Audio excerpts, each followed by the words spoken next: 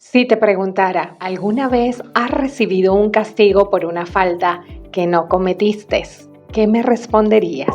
En la palabra de Dios, en el centro mismo del Evangelio, encontramos el sacrificio supremo de Cristo. Él pagó por un castigo que no merecía. Sin embargo, es el propósito de Satanás encerrar el conocimiento del Evangelio para muchos, porque Él no quiere que todos procedan al arrepentimiento. Quien lo desea es nuestro Dios. Es necesario que tú y yo podamos tomar tiempo para descubrir a través de la Biblia y de este ejemplar, el plan de Dios, su mayor regalo, que nos guía a textos de la Biblia para comprender el sacrificio supremo de Cristo Jesús. En este estudio veremos la cruz de Cristo como un espectáculo judío. Además, nos sorprenderemos del desprendimiento del amor ágape de Jesús y lo que estuvo dispuesto a renunciar para venir a morir por ti y por mí. Ven, acompáñame a descubrir a la luz de la palabra de Dios todo lo que ella nos menciona acerca de el amor supremo, ese sacrificio que Jesús hizo por ti y por mí. Lo primero que debemos ver es que el pecado no es perdonable. La Biblia enseña que Dios perdona el pecado cargándolo. Éxodo 34 del 6 al 7. Jehová, Jehová, fuerte, misericordioso y piadoso, que guarda misericordia a millares, que perdona la iniquidad, la rebelión y el pecado. Harás unas varas de madera de acacia, las cuales cubrirás de oro, y meterás las varas por los anillos a los lados del arca, para llevar o cargar Nazá, el arca con ellas. Éxodo 25, 13 y 14. En la mente hebrea, el concepto del perdón estaba ligado al hecho de que Dios carga con el pecado del pecador. Perdonar es cargar. Isaías 53 del 4 al 6 nos dice: ciertamente llevó Él nuestras enfermedades y sufrió nuestros dolores, y nosotros le tuvimos por azotado, por herido de Dios y abatido. Mas Él herido fue por nuestras rebeliones, molido por nuestros pecados. El castigo de nuestra paz fue sobre Él, y por su llaga fuimos nosotros curados. Todos nosotros nos descarriamos como ovejas, cada cual se apartó por su camino, mas Jehová cargó en Él el pecado de todos nosotros. Cristo nos amó y entregó su vida por nosotros, pecadores sin esperanza. Como vimos, este amor incondicional es la base de nuestra salvación. La muerte de Cristo cambió la relación del ser humano con Dios. Romanos capítulo 5, verso 10 dice: porque si siendo enemigos fuimos reconciliados con Dios por la muerte de su Hijo, mucho más, estando reconciliados, seremos salvos por su vida. La muerte de Cristo nos reconcilió con Dios.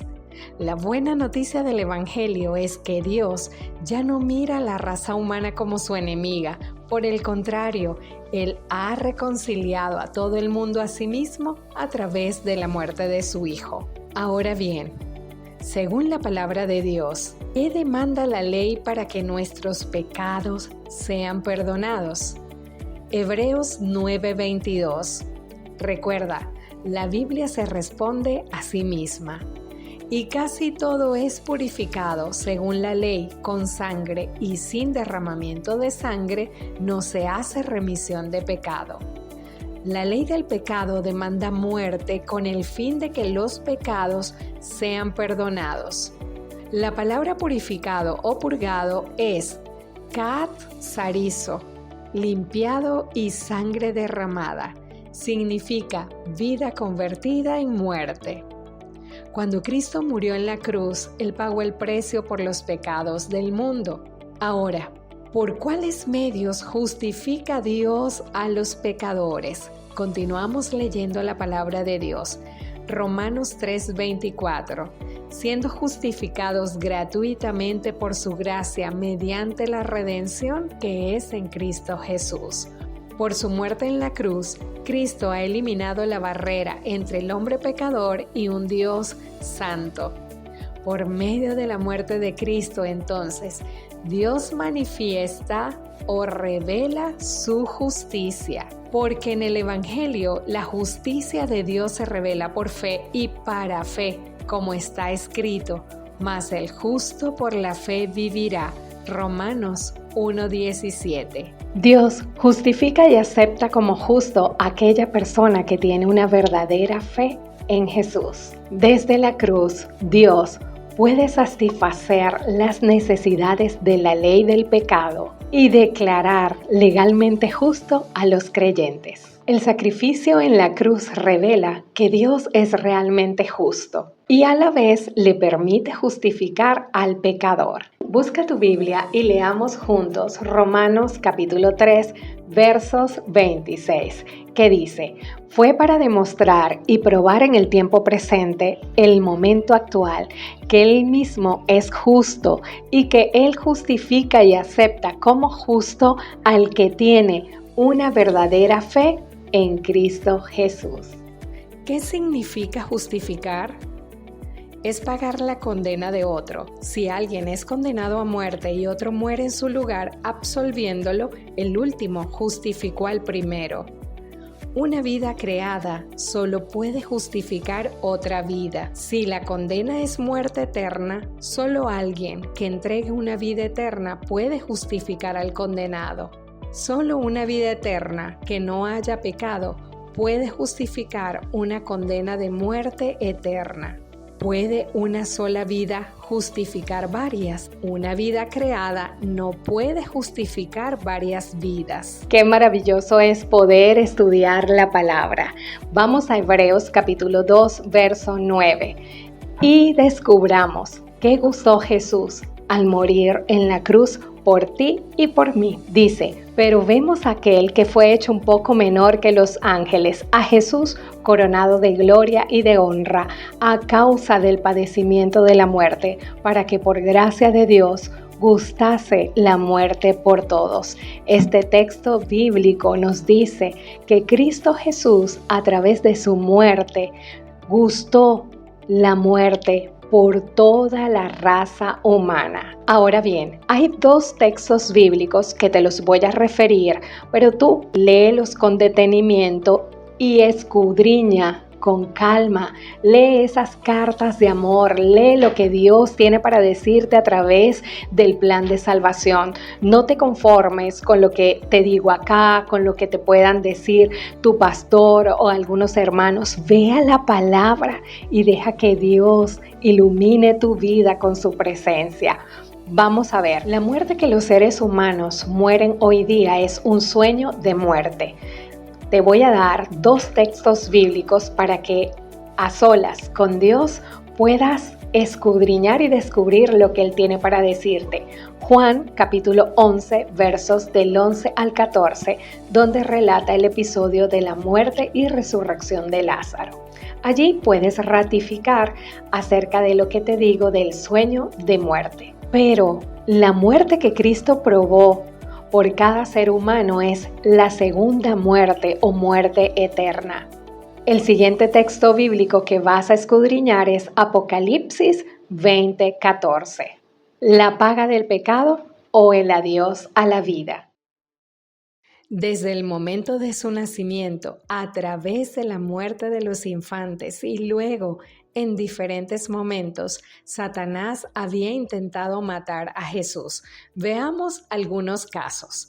Vamos a la palabra. Ella nos da la respuesta. Entonces el diablo le llevó a la santa ciudad y le puso sobre el pináculo del templo y le dijo: si eres hijo de Dios, échate abajo, porque escrito está: a sus ángeles mandará acerca de ti y en sus manos te sostendrá. Mateo 4 del 5 al 6. Jesús les dijo: de cierto os digo, antes que Abraham fuese, yo soy. Tomaron entonces piedras para arrojárselas, pero Jesús se escondió y salió del templo, y atravesando por en medio de ellos, se fue. Juan 8, 58 y 59. En todas las ocasiones, los judíos no pudieron prender a Jesús debido a que no había llegado su hora. Entonces, dice la palabra, procuraban prenderle, pero ninguno le echó mano, porque aún no había llegado su hora.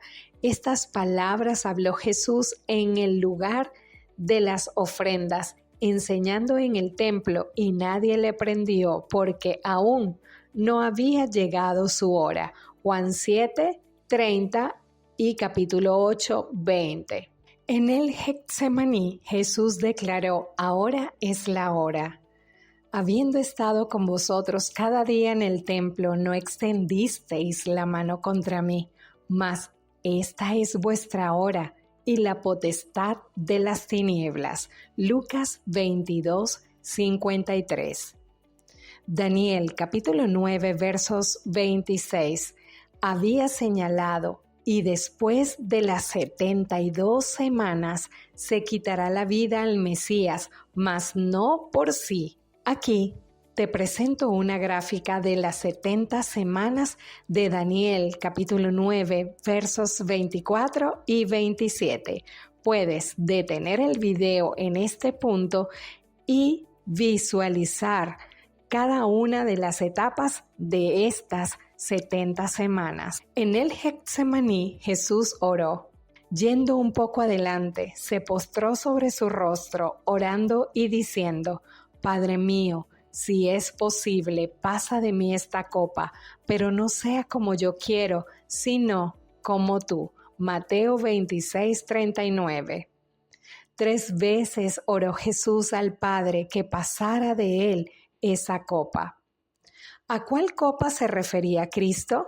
Jesús entonces dijo a Pedro: mete tu espada en la vaina, la copa que el Padre me ha dado, no la he de beber. Juan 18:11. Así dijo Jehová tu Señor y tu Dios, el cual aboga por su pueblo: he aquí, he quitado de tu mano el cáliz, copa de aturdimiento, los sedimentos del cáliz, copa de mi ira, nunca más lo beberás. Isaías 51:22. Y el tercer ángel los siguió diciendo a gran voz: si alguno adora a la bestia y a su imagen y recibe la marca en su frente o en su mano, él también beberá del vino de la ira de Dios, que ha sido vaciado puro en el cáliz, copa de su ira. Apocalipsis 14 del 9 al 10. Cristo se refería a la copa de la ira de Dios que pesa sobre el pecado de toda la humanidad. Con fieras tentaciones, Satanás torturaba el corazón de Jesús. El Salvador no podía ver a través de los portales de la tumba. La esperanza no le presentaba su salida del sepulcro como vencedor, ni le hablaba de la aceptación de su sacrificio por el Padre. Temía que el pecado fuese tan ofensivo para Dios que su separación resultase eterna. Sintió la angustia que el pecador sentirá cuando la misericordia no interceda más por la raza culpable. El sentido del pecado que atraía la ira del Padre sobre él como sustituto del hombre fue lo que hizo tan amarga la copa que bebía el Hijo de Dios y quebró su corazón. El deseado de todas las gentes, página 702. Los judíos le hicieron la solicitud a Pilato de que debían crucificar a Jesús. Vamos a analizar esta solicitud a la luz de la palabra. Leamos juntos Juan capítulo 19 versos del 5 al 7. Y salió Jesús llevando la corona de espinas y el manto de púrpura. Y Pilato les dijo: he aquí el hombre. Cuando le vieron los principales sacerdotes y los alguaciles, dieron voces diciendo: crucificadle, crucificadle. Pilato les dijo, tomadle vosotros y crucificadle, porque yo no hallo delito en él. Los judíos le respondieron, nosotros tenemos una ley, y según nuestra ley debe morir, porque se hizo a sí mismo hijo de Dios. Los judíos le dijeron a Pilato que Jesús debía morir porque él había blasfemado. Pilato, que representaba a Roma, no encontró ningún delito en Cristo. Así pues, que los judíos tuvieron que dar una razón de ellos para que Jesús fuese muerto. Y no una simple muerte, sino que exigieron la crucifixión de Jesús. Acusaron a Jesús por blasfemia y por su ley. Esto era castigado con la muerte. Levítico 24:16 nos menciona el método de muerte que fue estimulado por la ley de blasfemia. Y el que blasfemare el nombre de Jehová ha de ser muerto. Toda la congregación lo apedreará, así el extranjero como el natural, si blasfemare el nombre, que muera. La ley contra el pecado de blasfemia exigía muerte por apedreamiento. Esto lo conocían bien los judíos en tiempo de Cristo. Veamos lo que nos dice el libro de Juan capítulo 10. Leamos primero el verso 30 y 31. Yo y el Padre uno somos. Entonces los judíos volvieron a tomar piedras para apedrearle.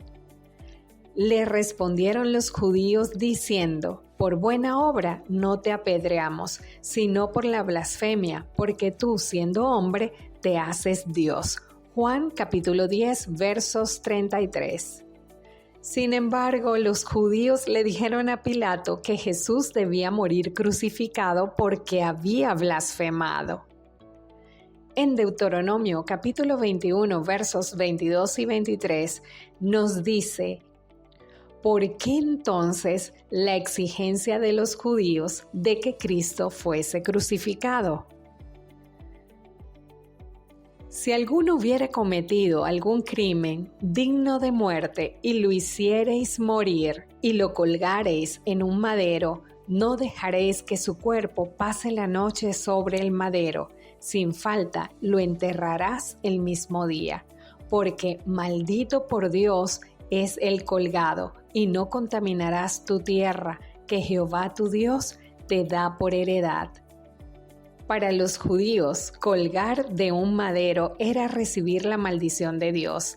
Es lo que Josué lleva a cabo con los reyes amorreos para cumplir lo que Dios ya le había prometido a Abraham en Génesis capítulo 15, versos del 13 al 16. Muchos se preguntan, ¿por qué Dios mandó a borrar de la memoria a Amalek? ¿No se dan cuenta que por 400 años Dios le había dado a los cananeos su gracia y su misericordia para que se volvieran a Él y se arrepintieran? Y no lo hicieron. En Josué capítulo 2 nos relata el hecho de Rahab, cómo ella testificó ante los espías del conocimiento y su entrega al Dios de Israel. Su nombre quedó grabado en el libro de las memorias para conocimiento de todas las naciones y se conociera también la gracia de Dios hacia los cananeos. Los que no se arrepintieron fueron eliminados. Y en el siguiente texto de Josué capítulo 10 que vamos a leer, se relata la historia de cómo los 5 reyes cananeos fueron crucificados. En el siguiente texto de Josué capítulo 10 se nos relata el hecho de que 5 reyes fueron colgados en madero. Entonces dijo Josué, abrid la entrada de la cueva y sacad de ella a esos 5 reyes. Y después de esto, Josué los hirió y los mató y los hizo colgar en 5 maderos y quedaron colgados en los maderos hasta caer la noche. Josué capítulo 10 versos 22-26. Josué crucificó en 5 maderos a los reyes amorreos para indicar que éstos recibían la maldición de Dios. Los escritores del Nuevo Testamento se refirieron a Cristo en la cruz como aquel que colgó del madero. Veamos algunos ejemplos. El Dios de nuestros padres levantó a Jesús, a quien vosotros matasteis colgándole en un madero. Hechos 5:30. Y el verso 39 dice: y nosotros somos testigos de todas las cosas que Jesús hizo en la tierra de Judea y en Jerusalén, a quien mataron colgándole en un madero. Y el verso 29 del capítulo 13 de Hechos: y habiendo cumplido todas las cosas que de él estaban escritas, quitándolo del madero, lo pusieron en el sepulcro. Colgar en un madero para los judíos representaba la maldición de Dios, o la muerte sin esperanza y sin resurrección. En Juan capítulo 2, versos del 19 al 22, declara que Jesús había predicho su resurrección.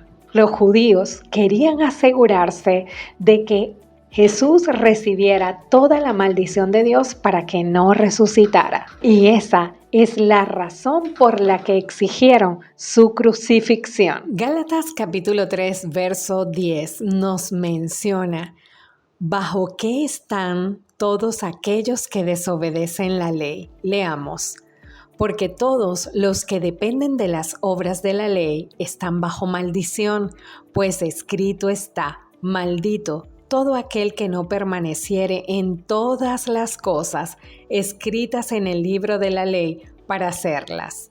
La maldición de la ley es el adiós a la vida para siempre, la muerte eterna. Este es el salario del pecado que merece cada uno de nosotros como pecadores.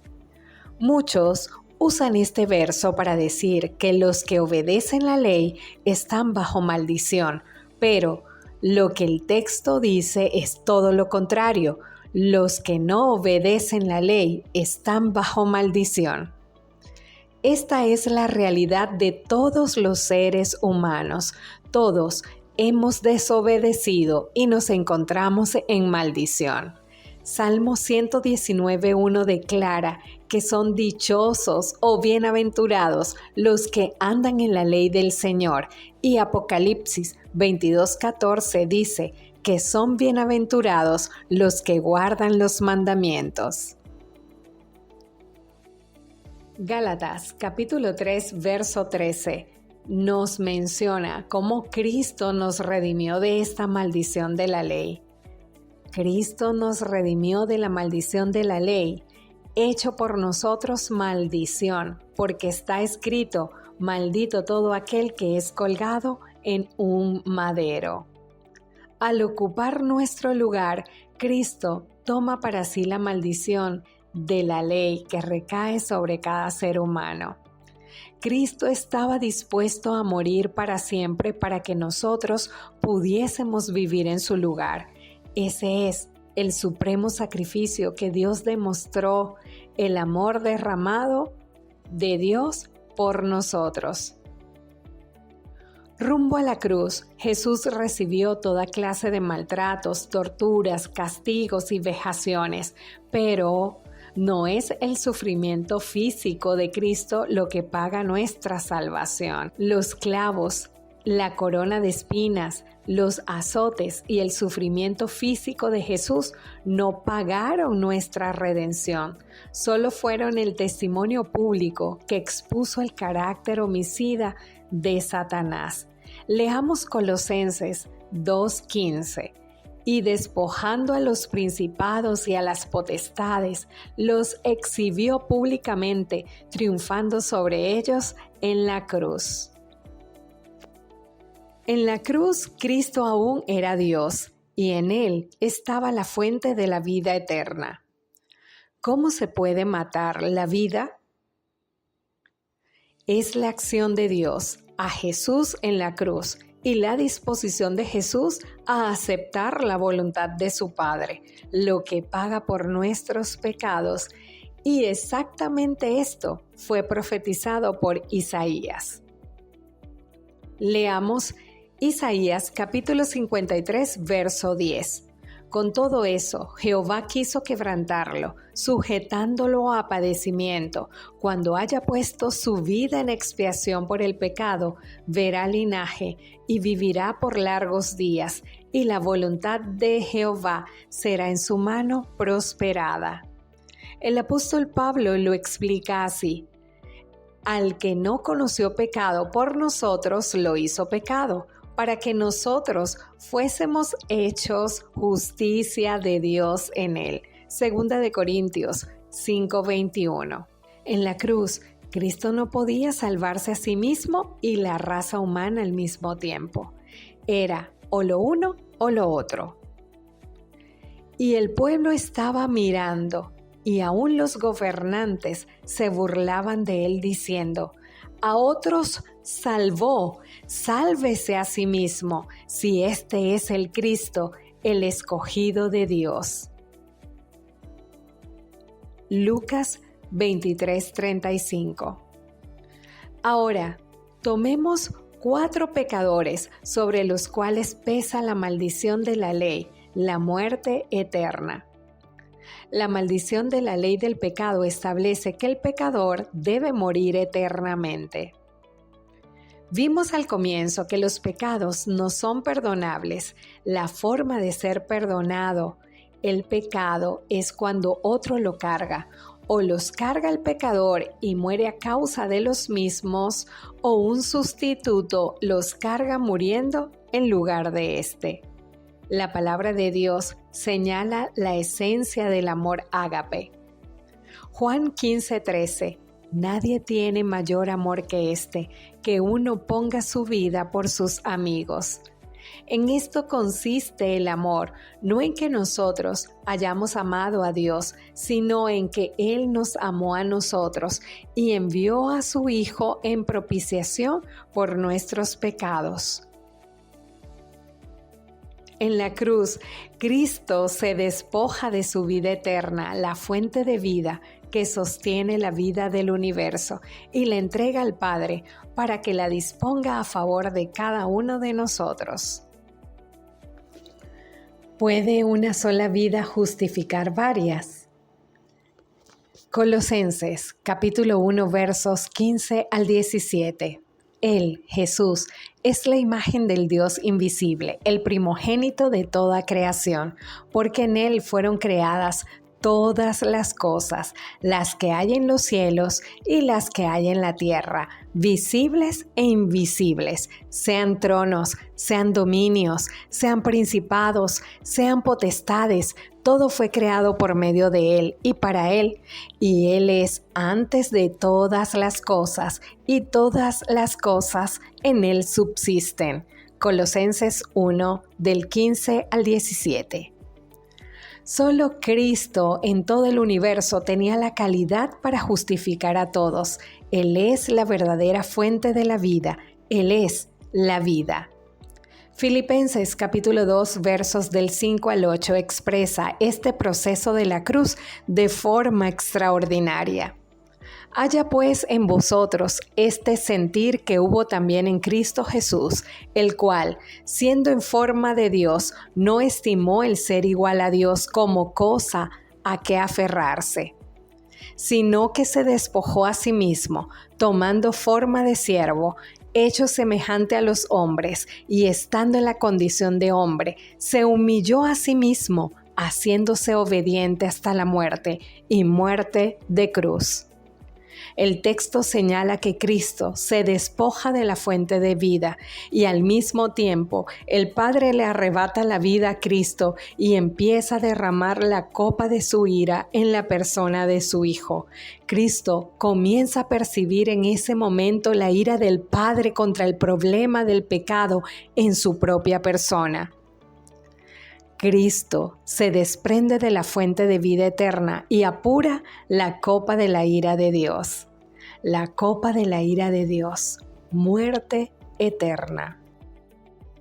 En este momento, Cristo tiene la última oportunidad de recuperar su vida eterna. Y existen dos explicaciones. O esta es la forma del Padre resolver nuestro problema del pecado, o el Padre ha encontrado problema en Cristo. Si el Padre ha encontrado pecado en Cristo, se pierde toda la raza humana, pero también se pierde la vida eterna de Cristo.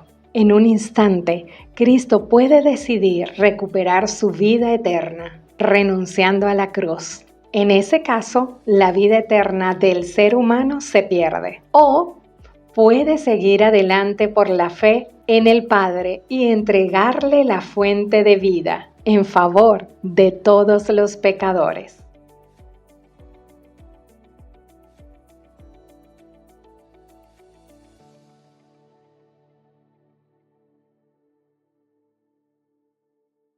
Cristo decide seguir adelante y experimentar la muerte eterna, diciéndole al Padre, sálvalos, al mismo tiempo que experimenta el desgarramiento de su corazón por la separación del Padre y emprender el camino hacia la muerte eterna, al apurar la copa de la ira de Dios. Cerca de la hora novena, Jesús clamó a gran voz diciendo, Elí, Elí, lama sabactani. Esto es, Dios mío, ¿por qué me has desamparado? Mateo 27:46. El Padre toma la vida eterna de Cristo o la fuente de la vida y la dispone para todos nosotros, pecadores, impíos y enemigos de Él. Quien llevó él mismo nuestros pecados en su cuerpo sobre el madero, para que nosotros, estando muertos a los pecados, vivamos a la justicia y por cuya herida fuisteis sanados. Primera de Pedro 2:24. Porque primeramente os he enseñado lo que asimismo recibí, que Cristo murió por nuestros pecados conforme a las Escrituras. Primera de Corintios 15:3. Con Cristo muerto, el Padre ha cargado el pecado de todos los seres humanos a la cruz. Al satisfacer la demanda del pecado, puede ahora perdonar a cada pecador que por la fe acepte el sacrificio de su Hijo. El Padre tiene la fuente de la vida de Cristo con suficientes vidas eternas para ofrecerlas a cada pecador que acepte a Jesús. Sin embargo, antes de disponer de la vida eterna de Cristo, el Padre aún debe resucitarlo. Es la resurrección de Cristo lo que sella el éxito de su sacrificio en la cruz. Ustedes recuerdan la cena del Señor. Jesús enseñó este principio, y habiendo dado gracias, lo partió y dijo, tomad, comed, esto es mi cuerpo que por vosotros es partido. Haced esto en memoria de mí. Primera de Corintios 11:24. En la cruz, Cristo fue tratado como nosotros merecemos, para que nosotros fuésemos tratados como Él merece. ¿Cómo es entonces resucitado Cristo? El Padre hace algo extraordinario. Une a Cristo con la humanidad salvada y lo resucita con una porción de la vida que el propio Cristo arriesgó por nosotros.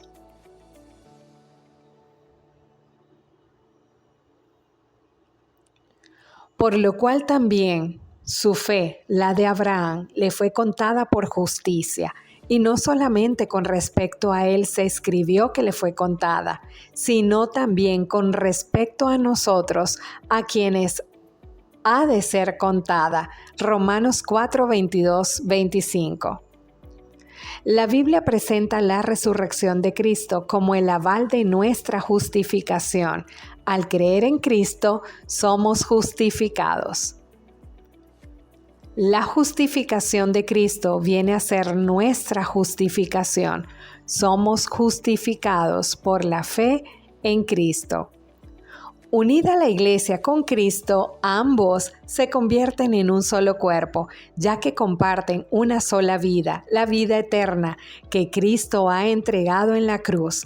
En este cuerpo, Cristo es la cabeza. Efesios 5:23. porque el marido es cabeza de la mujer, así como Cristo es cabeza de la iglesia, la cual es su cuerpo y Él es su Salvador. Sino que siguiendo la verdad en amor, crezcamos en todo en aquel que es la cabeza, esto es Cristo, de quien todo el cuerpo, bien concertado y unido entre sí por las coyunturas que se ayudan mutuamente, cada miembro recibe su crecimiento para ir edificándose en amor. Porque en Él fueron creadas todas las cosas, y Él es antes de todas las cosas, y todas las cosas en Él subsisten, y Él es la cabeza del cuerpo que es la iglesia, el que es el principio, el primogénito de entre los muertos, para que en todo tengan la preeminencia. Colosenses capítulo 1, versos 16 al 18. Todos los que creen en Cristo comparten una sola vida, la misma vida que Cristo entregó en la cruz del Calvario. La Biblia llama a la iglesia el cuerpo de Cristo.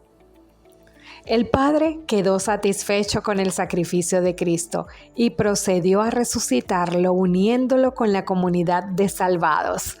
En la vida, muerte y resurrección de Cristo, la justicia de Dios y su amor ágape fueron manifiestos. Como leímos al inicio en Hebreos capítulo 2, verso 9, Jesucristo gustó la muerte por cada uno de nosotros. Este sacrificio nos constriñe, nos motiva, nos anima y nos hace sentirnos obligados en responder a ese maravilloso amor que sin dudar entregó su vida por cada uno de nosotros. El amor de Dios, manifestado en la cruz a través de Cristo, debe motivarnos, constreñirnos y obligarnos a vivir una vida de servicio a Él.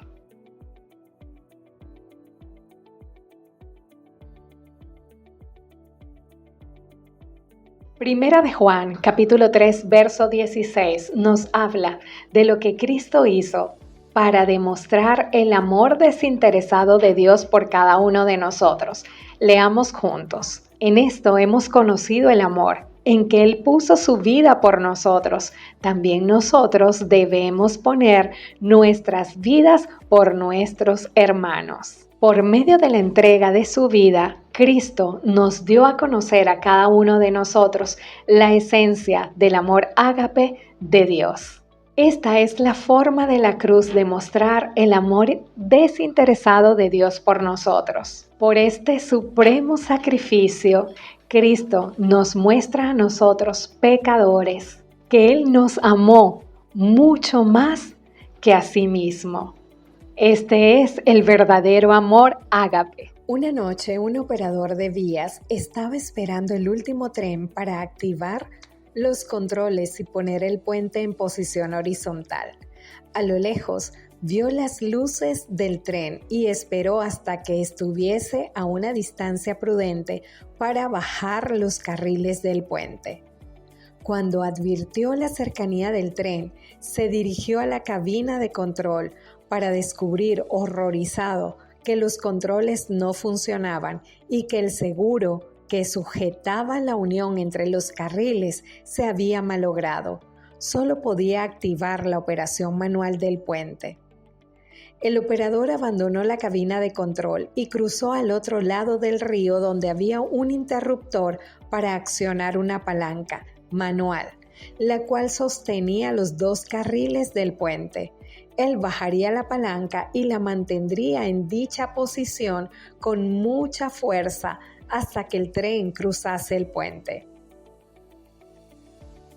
Fue entonces cuando escuchó un sonido que provenía muy cerca de la cabina de controles y que hizo que se le helara la sangre. «Papi, ¿dónde estás?», escuchó repetidas veces. Su hijo de tan solo 4 años de edad estaba cruzando el puente para buscarlo. Su primer impulso fue gritar, «¡Corre, corre!», pero se dio cuenta que las diminutas piernitas de su pequeño jamás podrían cruzar el puente antes de que el tren llegase. Ahora, solo podía salvar a su hijo o salvar los pasajeros, lo uno o lo otro. Salvar el hijo implicaba la muerte de los pasajeros. Salvar los pasajeros implicaba la muerte del hijo.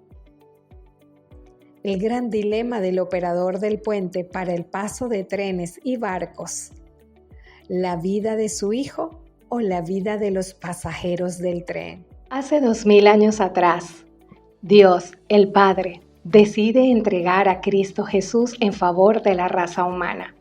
No había otra alternativa, era Jesús o éramos los seres humanos.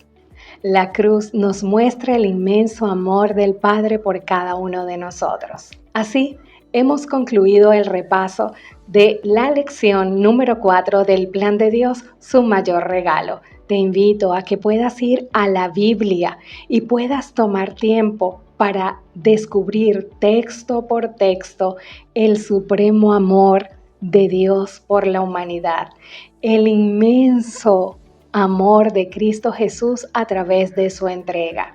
Tenemos una misión y es aprender, aplicar ese amor en nuestras vidas, vivir en servicio a nuestro Padre Celestial gracias a ese sacrificio inmerecido y poder decirle a otras personas: Cristo viene pronto, Él viene para darte salvación.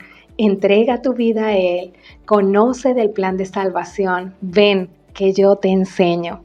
Así debemos decirle a cada persona que necesita escuchar el mensaje de salvación. Comienza primero por ti.